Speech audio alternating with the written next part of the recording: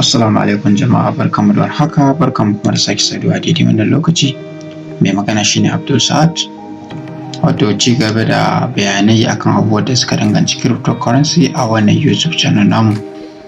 Wannan video is a very important video wanda ina buƙatar kowa da kowa su kalli wannan video din, musamman ma ga wato waɗanda suka kasance traders da kuma wasu wanda suke so su shiga cikin harkar.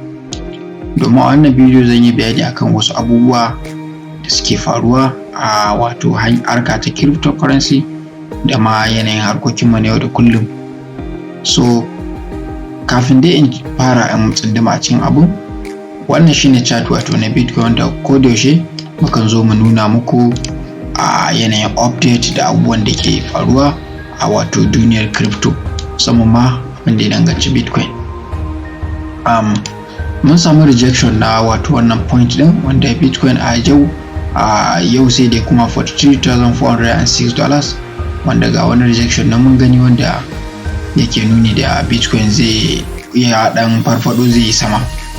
So a koda yaushe bari na faɗa muku na abu dangane da terminology na market shine wanda wasu kan kira shi da slogans na market. A koda yaushe ita kasuwa ta cryptocurrency tana ɗiban kuɗi daga mara haƙuri zuwa ga mai haƙuri. Ina fata an fahimta. So shine tana taking from impatient trader to the patient trader. Idan ya zama da cewa baka da hakuri a cikin harka ta cryptocurrency, so zai zama a kodayaushe idan ka shiga zaka ga kawai losing kake yin kuɗi. Ka shiga kasuwa ka yi losing, ka fita kasuwa ka yi losing. Dumu ka rasa strategy mai kyau a harka ta cryptocurrency, dumu za ka rinka faduwa. Shi yasa the most important ne a lokacin da ka fara cryptocurrency ka gane cewa, kamar yadda ne bayani a bidiyo na ba, is not a scheme to get rich quickly. Duk wani duk kuɗin da kake da shi, no matter how little money you have, ko yaya ne kake da yan kuɗaɗen ka kaɗan, no matter how little you have, you can start business in Bitcoin. If you have $10, if you have $20, if you have $30, if you have $100, if you have $1,000, if you have millions of dollars, za ka iya yin business na Bitcoin. Iya kuɗinka iya shagalinka a harka ta cryptocurrency. Babu abin da harkar take bukata shine haƙuri. Haƙuri shine zai sa ka ga ka zo ka ci nasara a harka ta cryptocurrency. Abubuwan da ake bukata shine ya zama kana da strategy. Ku daina bin abubuwan da suke wai na kyauta. Jama'a, babu inda, I have been saying this over and over again, and I have to say it again. I will have to say it again to you guys. Ko ina kake, wherever you are, babu wanda zai ba kuɗi for free. Stop chasing yourself in online things. Ku je kuna bin wasu channels suna nuna muku cewa you can get money for free, which is totally wrong. Ba inda za ka samu kuɗi for free. Kowa ga ya samu kuɗi, ya yi amfani da kuɗin shi ne domin ya samu kuɗi. People use what they have and get what they want. That's it. Idan yau aka ce yau an baka dama ka shiga cikin Binance ko kuma ka shiga wata cikin exchanger, ka je akwai kuɗi ka ɗiba, kuma sai it's totally impossible. Babu wanda zai creating system just for someone to make money freely. Babu wanda zai yi wannan abu, because of idan ya yi developing system akan irin wannan abu, so how he getting his own money? Ta yaya yake samun shi kuɗi? How is him getting his money? Ba answer. So for you to get money, you have to invest. You have to invest your own money. You have to use your own power. You have to invest your money. Babu inda za ka rinka samun kuɗi for freely. Mun san cewa akwai bangarorin da ake yin kwamfuta wanda za ku cewa wai mutane, wani zai iya tambaya ya aka yi miners ke samun kuɗi. Miners, they are not just making money like that. Yawancin suna amfani da kwamfutocin su ne, which is highly graphics laptop, kuma yana affecting graphics card na laptop ɗinka. Zai na kashe graphics card. So duk kuɗin da kake da shi ba za a baka Bitcoin free ba. Haka duk kuɗin da kake da shi duk abin da kake da shi ba za a baka Bitcoin for free ba. Haka kuma komai waye kai ba za ka rinka samu wani kuɗaɗe a free ba. You must use something before you make something. Kun gane? Dole ne kai amfani da wani abin kafin ka samu kuɗi akan wani abu.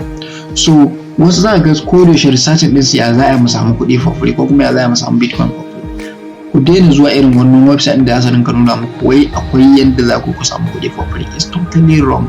You are just wasting your time. Come and develop strategy waɗanda za su baka dama ka rinka samun kuɗi a duk inda kake. Akwai wajaje da jama'a da dama za su rinka samun kuɗaɗen su. More especially trading in Bitcoin. Na faɗa muku ba so ɗaya ba so biyu, futures trading yana da matuƙar daɗi kuma mutane na samun kuɗi a tattare da futures trading. Me ya kamata kai? Ya za a ka iya wannan futures trading ɗin? A koda yaushe idan kana cikin kwamfuta ne, wannan wajen shine wajen da ake yin wannan wajen derivatives nan, a nan ne zaka je kai finding din futures trading naka. Ina fata an fahimta, wato nan wajen a nan ne zaka je kai finding futures trading naka. Ta ina derivatives, in ka zo cikin derivatives na akwai coin m futures da zaka zo ka taba shi kamar haka. I think I have little data, bari ya buɗe mana domin in nuna muku su abubuwa. Mun sha yin bayani ba so ɗaya ba so biyu, futures trading shi ba shi da demo account kamar unlike forex trading. Forex trading sukan baka ɗan demo account domin kai testing strategy naka a koda yaushe. So masu yin futures trading bari na faɗa muku wani abu.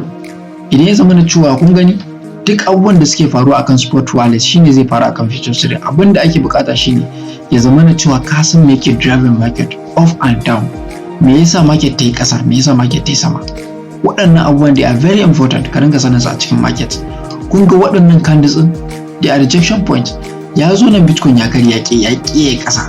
Wani point yake so ya je a ƙasa, ba ƙaramin point bane ba wannan inda yake so wato Bitcoin ba wadatar.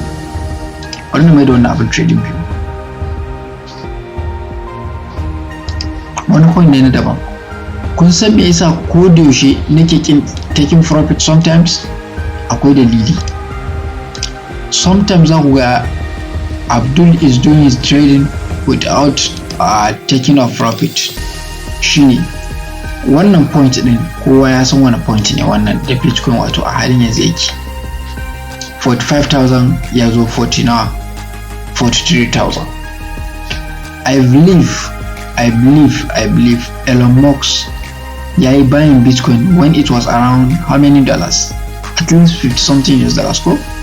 MicroStrategy sun yi buying Bitcoin around 30 something thousand dollars. Sannan kuma sun zo sun kara buying din shi around 40 something thousand US dollars. Amma hanga ta dubawa dukkan waɗannan kamfaninnika abin kama daga MicroStrategy din nan da su Elon Musk mun sani cewa they are perfect. Me ma'ana sun san me suke a kasuwa, ba sa shiga kasuwa domin su faɗi. Waɗannan yanayin tafiyar ta kai ga ba ƙaramin abu bane zai sa su faɗi, sai dai irin hazard na faɗa muku a kodayaushe na yau da kullum waɗanda za su ke affecting ɗan adam waɗanda sai sa su faɗi. So muddin zamu rinka amfani da wannan damar sun siye shi a kaza. In ba yanzu news ne ya faru akan Bitcoin ya dawo zuwa nan wajajen ba, me yasa bai ci gaba da karewa ya yi sama ba? Kun gane news shi kadai yake iya dragging Bitcoin ya koma inda wato ya bari. Shi ma news din for sometimes ne it will eventually recover, which is yanzu mun fara ganin recovery din right now a wannan wajajen mun fara ganin recovery din. Another important thing is that idan ya zama da cewa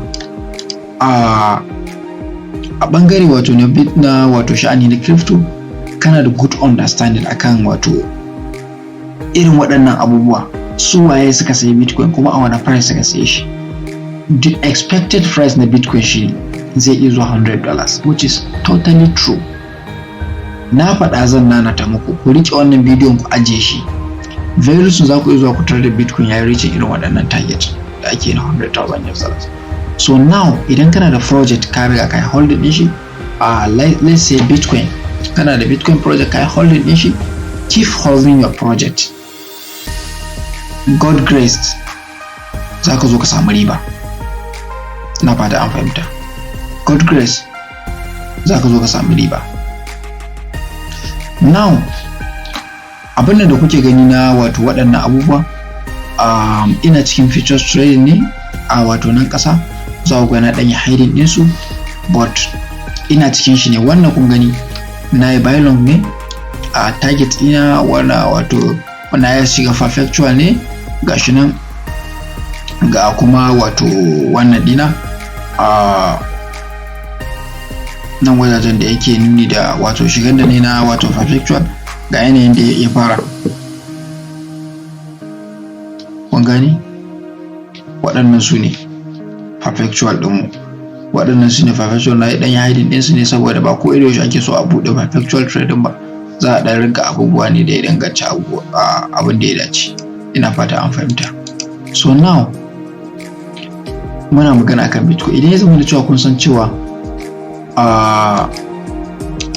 kuna da strategy akan irin abubuwan nan, ku rinka samun nutsuwa, ku rinka gane cewa faɗuwar waɗannan abubuwa manya-manya waɗanda suka sai wannan abubuwa sai selling din shi. So why are you going to sell your own Bitcoin? Kada ku sai da su, keep holding. Za ku zo ku samu riba. I'm telling you, very soon za ku zo ku ga riba insha Allah, which we believe it will insha Allah. Za a zo a samu riba gaba da a kasuwar crypto. So insha Allah a wannan zamu dakata, mun dan yi update ne dangane da abubuwan da suke faruwa, waɗanda jama'a da dama sukan tambaya ce ba a yi bidiyo ba kwana biyu da sauransu, a ta yin dai bayanai dai daban-daban. So now waɗannan abubuwan da are very important, ku rinka gane su kuma ku rinka understanding a wato kansu. So insha Allah wannan zamu dakata da wannan, nake cewa sai an jima. Happy trading and goodbye.